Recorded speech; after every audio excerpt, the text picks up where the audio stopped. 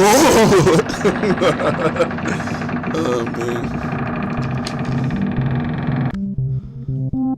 What's your favorite? That was like really unnecessary right there.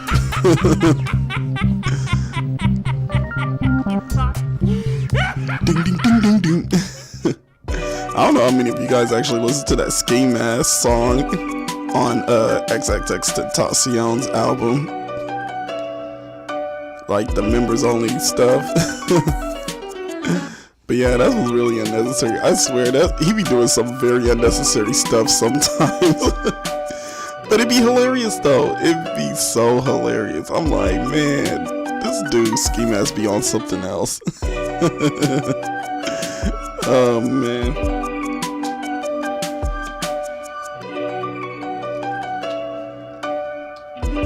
But anyway, yo, what's up everyone? How you doing? It's your boy Walterdoom back for another episode. What is this, episode 11 of Let's Talk About Horror? Yes, my dudes, we back. We back for another week. Man, I need to stop taking these hiatuses, man. But usually if I'm taking hiatuses, man, it's usually because I'm watching a movie. You know, I'm trying to get my horror acumen up, man. You know, I'm trying to check out so many movies I haven't watched before. Cause like I said before, I mean, I'm not a critic or anything. I just love watching horror movies. And, you know, now I'm just like, okay, if I really want to enjoy doing this and start talking about this, man, I need to really like get myself up on these movies, man. Stuff that I haven't seen before, you know, so I could be a geek also. Because I'm not much of a geek, I'm just an enthusiast. I swear, I feel like that's what I am. I'm just an enthusiast. Speak of being an enthusiast, here's a movie that really tickle your enthusiasm. In a way. Netflix new movie, Velvet Buzzsaw. So, before I get started, like, talking about Velvet Buzzsaw for you guys, I'm introducing this new segment to this podcast called Bird Box or Not. And it's pretty simple. I'm going to talk about a movie that I've recently watching, maybe even a TV show that's dealing with horror, just basically stuff I'm watching. It's still the what I'm watching at this moment type segment. But what's going to happen is that I'm going to give an analysis and my thoughts and opinions about what I'm watching. And I'm going to tell you guys whether you should bird box it or not. Pretty simple, right? And we're starting with Velvet Buzzsaw. And I don't know how many of you guys seen that movie, but man, is that some high class shit that's on there. I swear, I feel like I'm just about to like have tea and crumpets or something and be deported to fucking London after watching that shit. Oh man, no cap at 21 Savage. Please don't come for me with the goons. But yeah, so this new movie Velvet Buzzsaw, man. I mean, it's the new Jake Gyllenhaal movie. It stars him, Rene Russo, Toni Collette, who was on Hereditary, Zaw Ashton, Tom Sturridge, Natalie Dyer, Daveed Diggs, Billy Magnussen, and John Malkovich. Man, it's a very star-studded movie, I gotta tell you. But yeah, this is a very star-studded movie, might I have to say. I mean, why not have such a high-class movie with some high-class actors? Might I have to say. I mean, I swear, if Neo Yokio, I was about to call it Neo Nokio. If Neo Yokio was a live-action movie, this shit would be it. Plain and simple as that. Because the amount of star-studdedness, high references, and just high-class everything, like presentation-wise, man, I mean, you can't help but feel like you're sitting in a live-action moving museum. But for you guys that haven't watched it before, in this movie, after an artist dies, pretty much, and he dies in this apartment complex. Who one of the main characters, Josephina, who is played by Zaw Ashton, she finds him dead in her complex. And what she does, she finds not only him dead, but she finds his collection of art pieces that he was working on. What happens is that she steals his artwork and she uses it as her own representation for herself. So basically like a curator. Just like DJ Khaled in a way. But she uses the art as a representation for herself. And what happens is that they put the art on exhibit and it becomes a big hit. Now, while this art is a big hit, it possesses a sinister spirit inside of it. Now, a couple of things about this movie that I want to talk about. One is mainly just the whole thought about like how the art was basically possessed and it had like these spirits in it. Now, might I add, I like the visual effects, which was good in this movie. Was it a little bit too much CGI? Yes, it was. Sometimes it just became unbearable sometimes to just watch this movie. As high quality and high fashion as it is, sometimes the CGI was just a little too much, man. Between the CGI blood that we see when Toni Collette gets her arm ripped off, man, that was crazy. To the CGI when we see Josephina get like wrapped around in paint and all that and sucked into like some graffiti art. Yeah, the CGI was a bit much, but the thing about this is the spirit. So the thing is like we find out that this artist, his name is Dees, he lived a very hard life and what have you, and I guess he just was like a low-key painter. And the thing is like with his paintings, he wanted them to be destroyed. And that's what he left behind, was to destroy his paintings. What happens is like when they're not destroyed, he felt like there was an evil spirit, and most likely that's what killed him. It's only safe to assume. We don't really get a real idea of what or how he died, but it's only assumed that his art was what killed him, and the demons from his art what killed him. But the thing is, in this movie, we know that the art is what's killing everyone in this movie, but the thing is, we don't get like a clear understanding, nor do we get the idea about like how they come alive. And that's where things kind of like, it kind of loses some people, or at least for me, it lost me. I was lost on the idea of like, okay, how's this art coming to life? I was hoping that we would get some answers, but we never really get any answers. We see more bickering and fighting about like how the art should be sold, who's buying the art, and who's trying to come up on top, or who's screwing who over. Between like Morph and him and Josephina and Morph's ex-boyfriend. We get like a whole drama-filled nonsense of that. Feeling like we're watching like fucking like All My Children or something like that. Or The Bachelor, We don't really get a clear understanding. I feel like it was more focused on the drama aspects of this movie. And just, it was like horror sprinkled out. Because we don't really get like true answers about the paintings. And the only thing we see and understand is that, the paintings was just filled with Dees' blood. But the thing is that they don't discover anything. And this is what I would have rewrote about this movie. Because they don't really, most artists use, their bodily fluids. And that's understandable. There's plenty of artists that use bodily fluids in their art sometimes.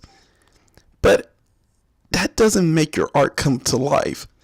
There had to have been something more sinister at that. And that's what they don't touch bases on, particularly. Now, if they said something like, oh, well, Dees was compelled by a spirit, or he made a deal with the devil, he was into satanic rituals, that would have been a much different story at that. That would have made it more interesting and more understandable about why the art comes to life. But instead, we're just treated to this high fashion, high bourgeoisie type movie, if I have to put it. I mean, we get lots of like art references that's like sprinkled out throughout the movie, you know, different movements. And what I was reading about in one article to kind of try and understand this movie a little bit more is that they're trying to say, like, according to Buzzsaw, that the movie is supposed to be a parody of art life. Now, I really didn't personally see that at all. I mean, Chucky, did you see that? What are you, fucking nuts? Yeah, I didn't even see it at all, bro. But it was crazy because I'm just like, okay, all this art movements and all this like high fashion referencing, I mean, it's cool and all, but let's get to the nitty gritty of the story. I mean, it could kind of lose some people if you're not really into art like that or even studied art. I mean, for me, I studied art in school, and I kind of understand some of those jokes and references that they were making in the movie and all that. But for someone that's like not really into it, they could be kind of lost, and then they could just feel like the movie is really stale as far as the jokes and all that. Like with the one joke about when Morph actually tells Redora about like how the art is coming to life and how it's like killing everybody for whatever spirit that's in these art pieces. Redora responds to him like, oh, how very Baroque, which is hilarious to me. I mean, kind of like a reference to the Baroque period because of how sinister looking and crazy their art was. I mean, I understood that.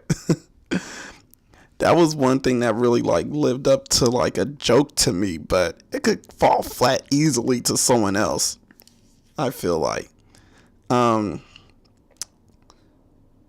What else? But yeah, back to the greed part. Not the greed part. The satire. My bad. I'm jumping ahead. But yeah, back to the satire. I mean, basically, the satire is supposed to be a reflection on like how, and this is still according to the article, how like all these characters in this movie, you know, they based everything on their greed and influence. So basically, like Morph, who's like this bisexual critic who is like very established and everything he says, it goes, you know. I mean, if he was like Jigsaw and he wanted to like, you know, bait you, nah, that's kind of weak. I'm not going to say that. Oh man. But, where was I going with this? Oh, yeah. Morph. But yeah. So Morph's character is pretty much like someone who is like this very established critic. And everything says goes. So if he says something's good, it's good. If it's not, it's not. And you're just dead in the water. So, you know, his criticism, well, his parody, I should say, is just him critiquing everything. I mean, you see him critique everything in the movie, and you see him even critique things that are just even like not necessarily you need to critique. Like when he meets up with Josephina, he critiques her outfit and says like, oh yeah, you look nice in that jumper and those colors are pretty good. Or like when he was at the funeral for John Don Don, which let me make a segue for a minute. John Don Don. I'm sorry, that's another parody for like people's names, I feel like. Because, I don't know, I can't be the only one that actually thought his name was, like, hilarious when hearing, like, John Don Don. Oh, my God, this guy's name is, like, so high fashion. Like, he has no choice but to be in the art world. I mean, seriously. But, yeah, when he was at the funeral for John Don Don, you know, he was critiquing the casket and talking about, like, oh, yeah, would you have to imagine being buried in that for like all of eternity? It's so hideous. And I'm just sitting there like, dude, it's a casket. Who cares? It's just gonna be underground anyway. No one's gonna see this. That was like, when you have to actually question like some of the things the characters are saying, you really gotta think to yourself, like, am I watching a horror movie or what? I don't know. I just felt trolled most of the time. But yeah, it was very like a high fashion. I mean, like I said, the parody kind of like falls short sometimes also. And I guess also what they were trying to say is that for those that were getting killed in the movie were people who were greedy. So like Morph, he was greed for like some of the Dees paintings to be of his own so he could get like recognition and acclaim for his criticism. Josephina, she was also being greedy for her finding the paintings. And so was Rhodora and Gretchen and John Don Don and Bryson also. And those characters represented like a bunch of greeds from different aspects of like why they wanted those paintings or what they wanted to do. Like Bryson, he wanted to steal the paintings and sell them for his own so he could make money off of them. Gretchen, she wanted to make money off the Dees painting because Rhodora, she wanted to outdo her. And yeah, Rhodora, she just wanted to be still relative in the art world. So using the Dees painting, it was her way of like generating income and keeping a level of relativity in the art world. But yeah, they all got their comeuppance, and other characters like Damrish and Pierce, they were artists and was for the art world and trying to live for the art. And I feel like the reason why they didn't get killed because they were true to themselves. They were true. They weren't all about like just seeing those Dees painting and trying to like copy what Dees did or trying to like steal any of his artwork and sell it for their own. No, they sat there, appreciated it, and moved on. And I feel like the character Damrish, he probably felt like the evil spirits from the Dees painting, which is why he just was like, yo, I'm gonna fall back from joining Rhodora and you guys and go back to where I started from and stay true to where I come from.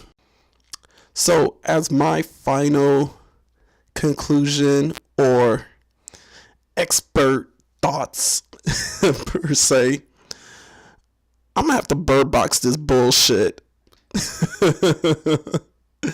Yeah, because this was not really a good movie. I mean, it was decent with like some of the presentations, some of the camera works, some of like pretty much like the makeup and designs for everything around it. And I like the fact that it was an art movie that felt very artsy in a way sometimes. I mean, the horror movie genre could sometimes be a little stale, but this one, I mean, even though it had its moments with like, even just like with the whole thought about the artwork coming to life, that's very creative. I mean, oh shit. Me dropping my mic again. I never really saw anything like that coming or anything like that. But for the simple fact that we had no type of answers for like why the artwork came alive, and just like they kind of glossed over just the main point of the movie. I'm gonna have to bird box it because the storyline is just terrible. I'm just saying. I felt like we were focused more on like the drama between the characters and their inner conflicts than just like getting to the main point of like there's artwork killing these motherfuckers, and we didn't even get an answer why. But yeah, I mean, if you guys want to check out Velvet Buzzsaw, check that shit out on Netflix. But for me, I'm bird boxing that bullshit. What's your favorite scary movie? Speaking of Netflix, let's talk about Ted Bundy for a little bit. So you guys know that there was a Ted Bundy documentary, or docu-series I should say, that was recently I talked about on last episode. If many of you guys know already, the same director for the Ted Bundy docu-series, Joe Bellinger, he also has a Ted Bundy movie that's going to be premiering at Sundance And I don't know if it's premiering in movies, but I mean, it looked like it might be premiering in movies also. But for some of you guys that don't know, there's this new Ted Bundy movie that's starring Zac Efron and Lily Collins, who is playing Elizabeth Clover. I always butcher her name. For some reason, I always butcher her name. I don't get why. What are you, fucking nuts? Well, thank you, Chucky. Yes, I am nuts. But yeah, it's starring her as her. And we're pretty much getting a movie that's being told in her point of view. Also starring in this movie, we have John Malkovich, who looks like he's playing a judge. Jim Parsons, who's playing one of the, I want to say, prosecutors that were going against Ted, and Jelly Holt Osmith, just to name a few people. The movie is called Extremely Wicked, Shockingly Evil, and Vile. Now, this movie looks very interesting based on the trailer. I mean, the acting looks pretty good. Zac Efron looks like an interesting pick to be Ted Bundy, I should say. I mean, he looks like he looked like he got the chops to kind of look like very deceiving and just plain out sinister. It looks very, very interesting. The thing is that what I'm wondering about this movie is like, how much Bundy are we really going to see? Because apparently this movie is supposed to be told in his girlfriend's point of view. Now, for many of you guys who probably didn't know, there was already a Ted Bundy movie that I've watched that was already released. Now, it's a bit of a low budget version than the one that's coming out pretty soon. But this movie kind of does the same thing that this new Ted Bundy movie that's supposed to come out. It actually focuses on both sides, really. It focuses mainly on Ted and his girlfriend also, who are the main characters. Now, I don't remember the actors' names that played in this movie, but it did focus on both of them. So I'm wondering with this movie that's supposed to come out is how much of Ted Bundy are we really going to see? Like, and how much of the story are they going to really go by? You know, are they going to go as far as like dealing with both his escapes? Are we going to get some of his point of view? Because what I'm learning is like, it's supposed to be told in her point of view, but are we going to see point of view from him also? That's just one thing that I'm wondering. But it looks like a very interesting film. I can't wait to really see that when it comes out. I mean, it should be very interesting. But while we're speaking about Disney stars or former Disney stars, Hilary Duff is in a movie. Oh, yeah. Oh, man. Cue some sexy music.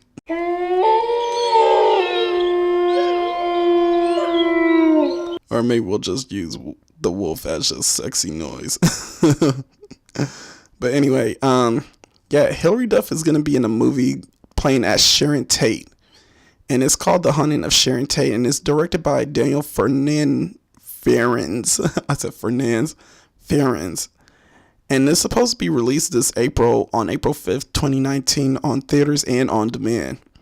Now, what's happening in this movie? It's supposed to focus on Sharon Tate's last days leading up to her murder. And this should be very interesting. I mean, this is actually produced by Saban Films and Voltage, which, if you guys didn't know, Saban Films is dealing with the Power Rangers. If some of you guys didn't know that already. But my thoughts about this, there's already a Sharon Tate movie being made, and I remember hearing about it. And one is with Margot Robbie in Tarantino's film Once Upon a Time in Hollywood, where his film is going to be talking about the Manson family and their murders. So Margot Robbie, she's supposed to be playing Sharon Tate in this movie also. There's also, from what I learned, is a Kate Bosworth movie that's going to be dealing with Sharon Tate's life.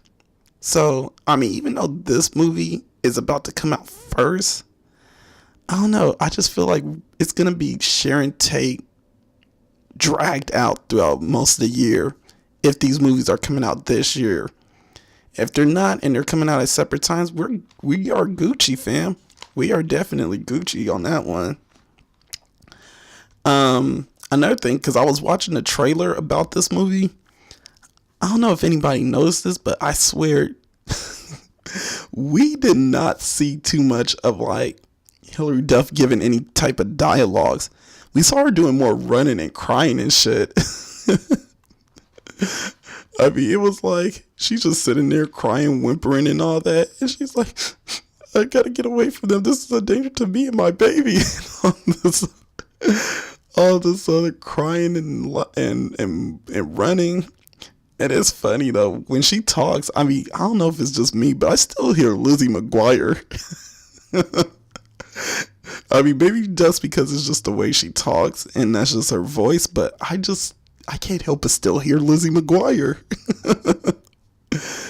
Oh man. I mean, it just feels like a horror movie dealing with Lizzie McGuire all grown up and pregnant. Oh man. So yeah, I mean, just seeing like her doing a lot of like running and trying to get away from folks, it's kind of hard to determine whether this movie is gonna be good or not. Hopefully it's good. It comes out April 5th. But speaking of stuff that's coming out later on, Chucky, I hear that you got a movie coming out. What are you, fucking nuts? Nah, bro, you got a movie coming out, man. And yeah, guys, the Child's Play, I mean, depending on where you guys are at right now, I mean, well, whenever you listen to this, by now, the Child's Play remake movie trailer has came out. So pretty much, I mean, obviously while I'm recording, I don't want to ruin the magic of this, but yeah, while I'm recording, I have not seen Prodigy yet, nor have I seen the Child's Play remake. Now, I bet you once when I'm done recording, I will tell you guys all about my thoughts and ideas and what I think about the new Child's Play remake trailer that just came out. But anyway, moving on. I mean, Chucky, you got other things going on. You also got a TV series, bro. And we just found out that our little homie gets to say fuck. What are you, fucking nuts? Yeah, we're kind of overdoing it today, but fuck that. It's my fucking podcast, bro. But yeah, we just find out per Blake Disgusting that Chucky is gonna have his series shown on the Sci-Fi Network, and confirmed by Don Mancini, he gets to say fuck now, which is fucking tremendous. How tremendous? I mean, it's definitely going to be a game changer for sure. Because, I mean, I remember the first time when South Park was able to use the word shit so many times in one episode. I'm pretty sure, like, some people's parents lost it. Because you don't get people saying shit unless you're, like, on Showtime, Cinemax, or Skinemax, like I used to call it back in the days. Or HBO or something like that. But now, Sci-Fi is jumping in the bandwagon of changing up the game a bit and using the word fuck.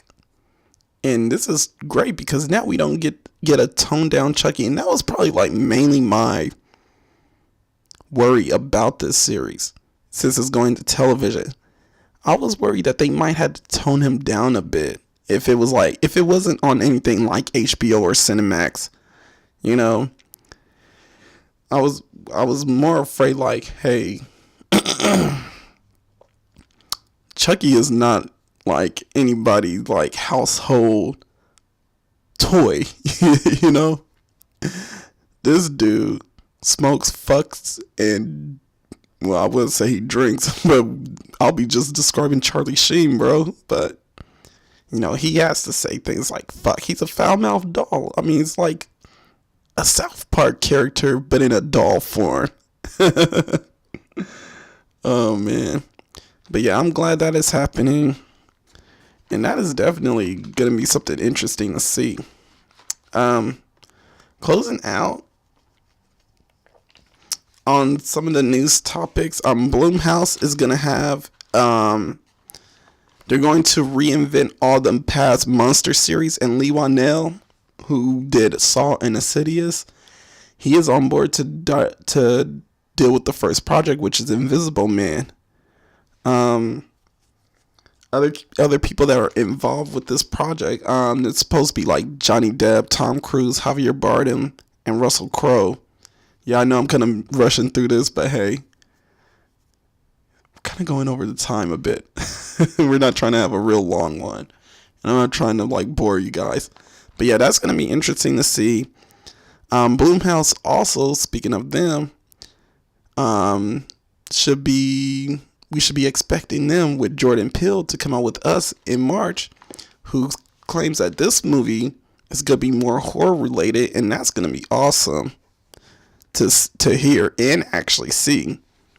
So yeah, Us is gonna be more horror filled than Get Out, so we get the real horror taste of Jordan Peele's mind.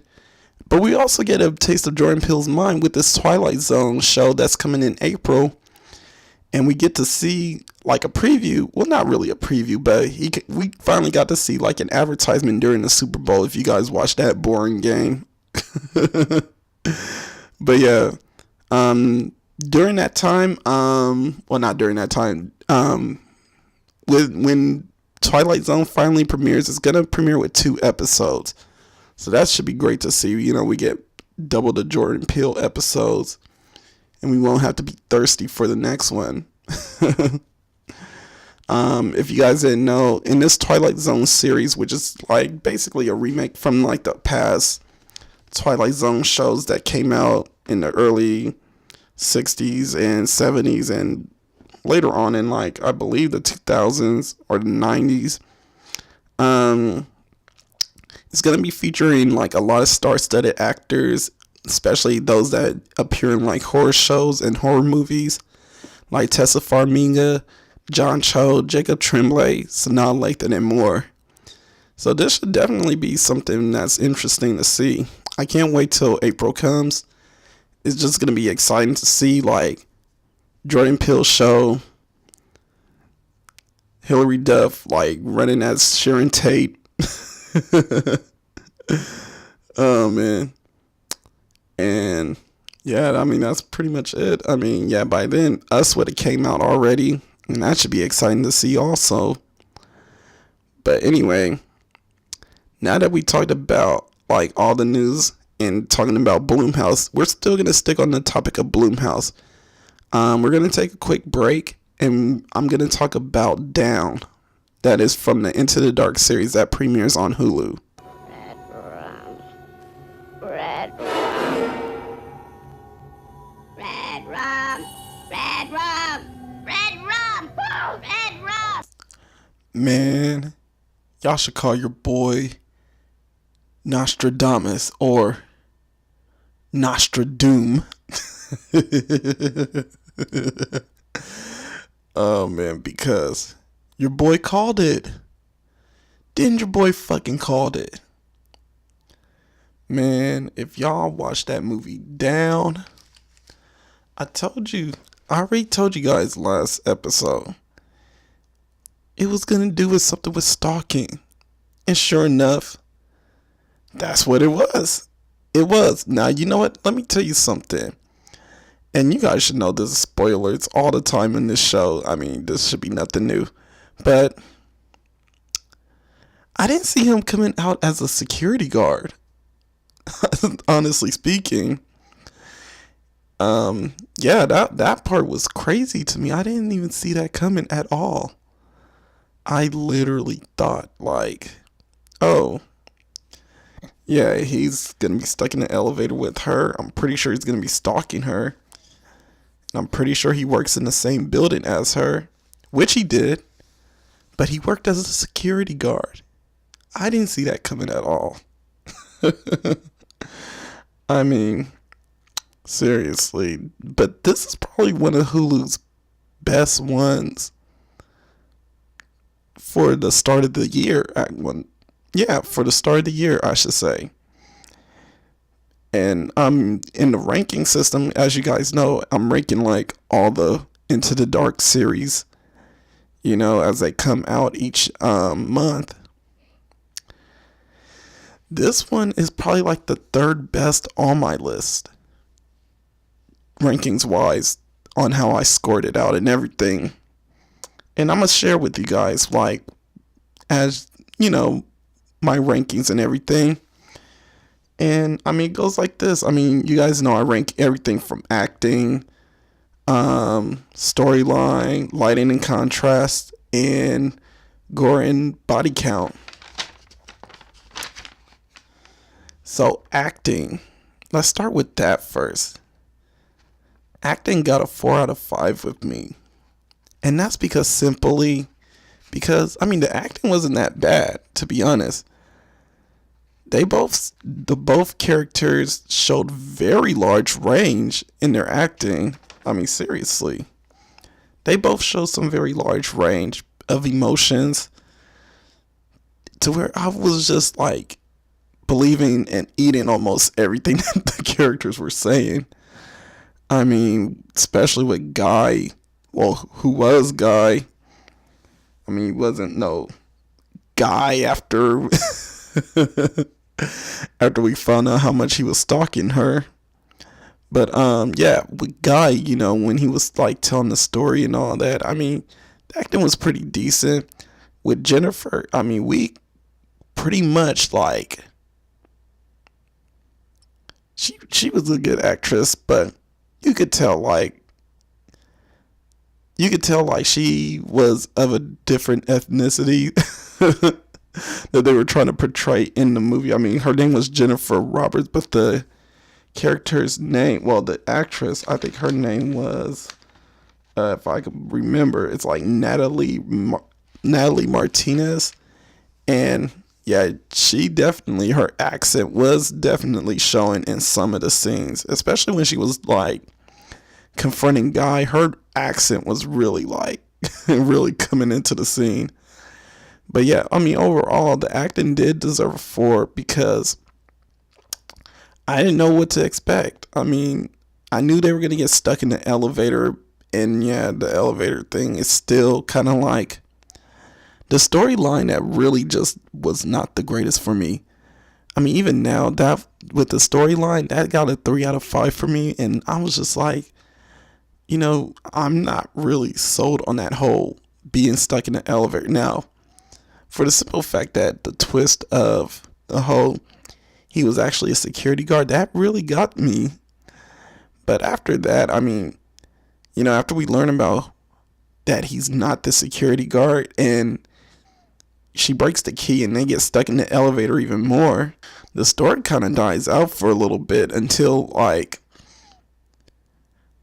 John Dees, who was supposed to be Guy, actually kills one of his co-workers who tries to help them out. And that's where it really picks up. That's why with gore and body count, that one I believe I gave that one a 5 out of 5. And yeah, simply because, man, was the body counts rolling. I mean, after he killed Eddie and cut him in half. Now, here's the thing. There's some ridiculousness with this movie also. I mean, what horror movie wouldn't be out with this ridiculousness? I mean, how does he kill Eddie really by going through the override system? And Eddie just like gets ended up splitting in half from him trying to go up and shit. Like, that didn't make any sense to me. Because I'm like, okay, Eddie's stuck in the elevator, like in the elevator door. I'm pretty sure because of that, the elevator shouldn't be going up. But it is. And it cuts him in half, which is so ridiculous. What was also ridiculous was when they were stuck in the elevator and they were drawing pictures of each other. And when they were drawing and Guy drew a picture of Jennifer and he gave it to her, she was like, oh, let me take a picture of it and use it in my profile. And I'm like, your profile? No one calls their phone, like their wallpaper, their profile. So you have to be on social media, right? So I'm thinking to myself, like, if she could get on her social media to change her profile picture, she should be also able to kind of like tweet out or put on her stats like, hey, I'm stuck in an elevator. Can someone send help? I mean, that part didn't make any sense also. What also didn't make any sense while watching this movie was when Jennifer actually took down Guy, and they're pretty much in the elevator hatch. Well, not really the elevator hatch, but they're pretty much still in the elevator, and the elevator is pretty much open. So Jennifer gets the idea of just like setting off the alarm system so that the fire department would come. As soon as she does that, you know, the sprinklers go off and everything, and the water is flowing and the alarm is going off. So, well, actually, no, there wasn't an alarm that went off. It was just the sprinklers that went off. So, with the sprinklers going off, she's like, okay, that should trigger the emergency. That should get the fire department over here. That should get emergency and everything. Now, you would think just because she said that, they would actually stick to that storyline, but they don't. And that was just another frustrating thing to see about the storyline in the movie. I was just like, wow, where's the fire department? Where's the emergency? Like, I literally, the second time when I watched this movie, I literally wonder, like, where was the emergency? Like, what happened? I mean, it's crazy, dude. The last thing.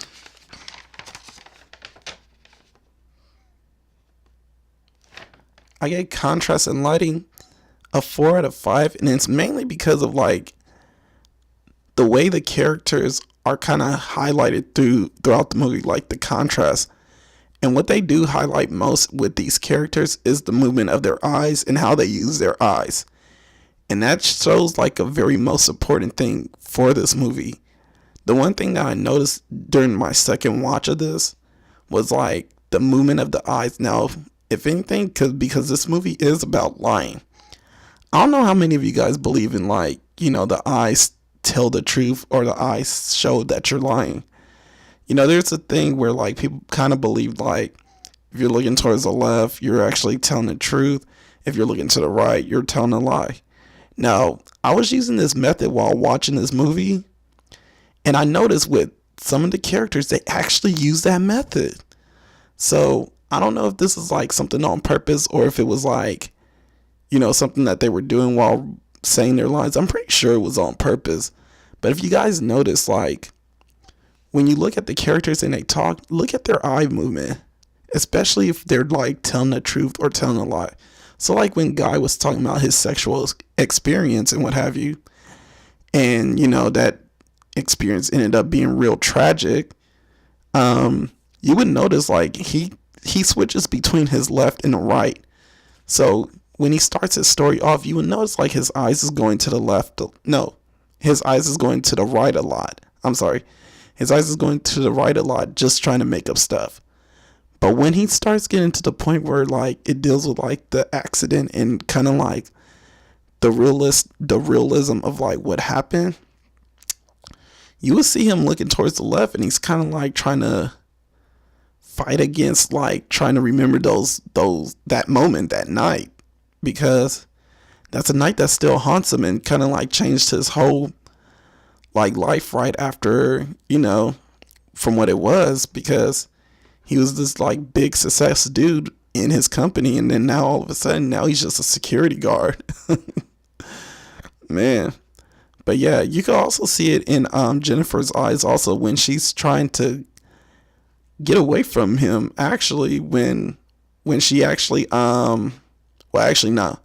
when Guy, who actually comes out, well, he hasn't came out as John Dees yet, but no, John Dees. No, wait, what was that dude's name? I'm saying Dees, but it's not Dees. It's I think it was John Deakins.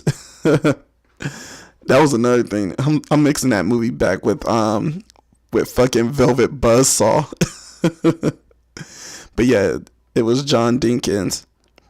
But yeah, you would notice with Jennifer before like they get to the big reveal of who he is, that when she was trying to escape and trying to like, they finally opened up like the top hatch of the the top ceiling, I'm saying hatch a lot, but top ceiling of the elevator. She was trying to escape, and what she wanted to do was trying to like fool him into saying like, oh yeah, I'll help you out. And if you notice, like, her eyes is kind of moving towards the right a lot because she's trying to lie to him. And you know, he's looking at her and he doesn't know whether to trust her or not. But yeah, she tries to fool him as best she can. And if you guys notice in that scene, she looks to the right a lot. So yeah, I mean, they really use like the use of the eyes also good. And especially when it comes to the contrasting. I mean, you will see like in one scene when finally Guy and Jennifer are in the elevator together, and the elevator is highlighted in red a lot. You know, you'll see like that scene where like John, his head is turned, well, his body is turned away from Jennifer. Now when the camera kind of pans out to his face, you will see his eyes kind of like blood, like all black, and it's kind of like piercing a bit, like a white light in the middle. And it kind of shows very demonically, actually. And I thought that was a really good contrast for like how they were using the eyes in this movie, because, you know, the focus on everything was towards the eyes, and that was one scene that really was good with using the eyes. But all out, I mean, for overall, this movie came out to be a 3 out of 5, a high 3 at that, which came in third. So now it's bringing the rankings for each movie. It goes now: The Body first, Puka second, this movie Down third, New Year, New You fourth, and sadly enough, trailing at the bottom spot still is Flesh and Blood. So yeah, I mean, definitely you guys should check out Down. It's a Valentine's Day movie that I thought was going to be awful, but I ended up liking it anyway. And I actually thought it was probably like one of the best ones that they have yet. So yeah, definitely check it out. Alright, but now that we talked about Down and everything with the show, let's go ahead and close this out. Here's Johnny.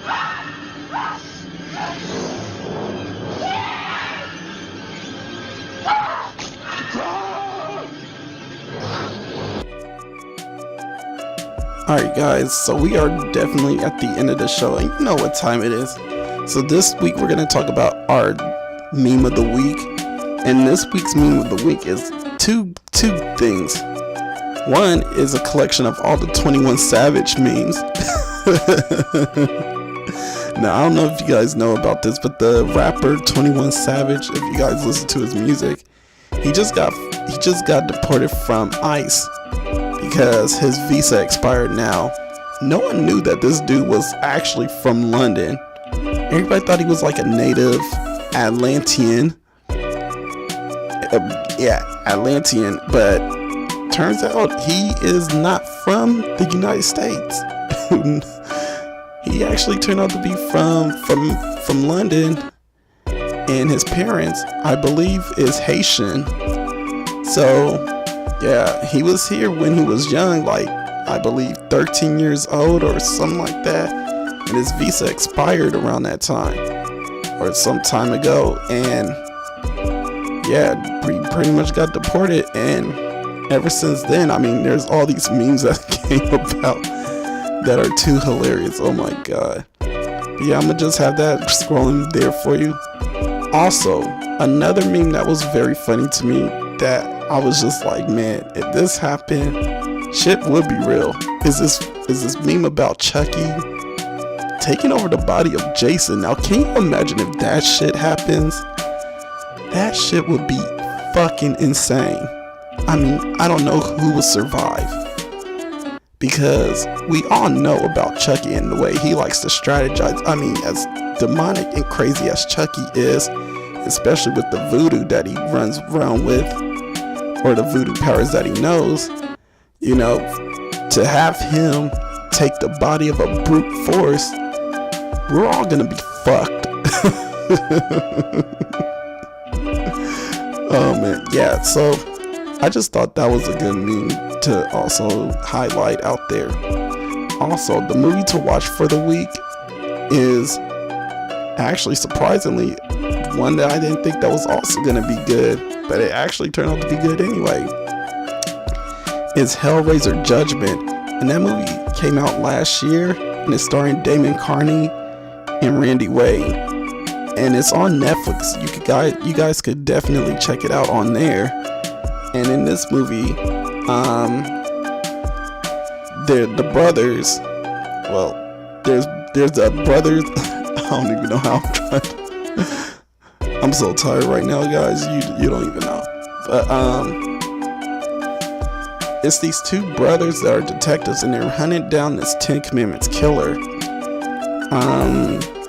While tracking down the killer, the detective, Sean, who is played by Damon Carney, he stumbles onto this house that is a gateway to a new faction of hell, which is known as the Stygian Inquisition.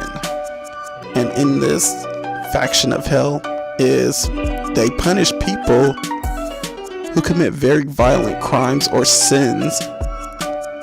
So this one was very interesting because this one kind of reminded me of Hellraiser Inferno, because it turned back into pretty much the detective mystery noir setting in Hellraiser, and it still had like the usual Hellraiser pinhead, BDSM, torture porn, or torture gore, I should say, in the movie. And yeah, I mean, you really don't get much pinhead, but you do get a lot of good dialogue, good story, and it's definitely a movie to check out. I mean, I was surprised by how much I really liked this movie after watching it. But yeah, definitely check that one out, Hellraiser Judgment. Other than that, I mean, I'm pretty much done for today. You know, you guys have a good one. I mean, hey, if you guys want to follow me on my social media, it's Walterdoom on Instagram. Other than that, I'm pretty much out of here. This is your boy Walterdoom signing out for another episode of Let's Talk About Horror. This is America. Don't let them catch you slipping now. Peace.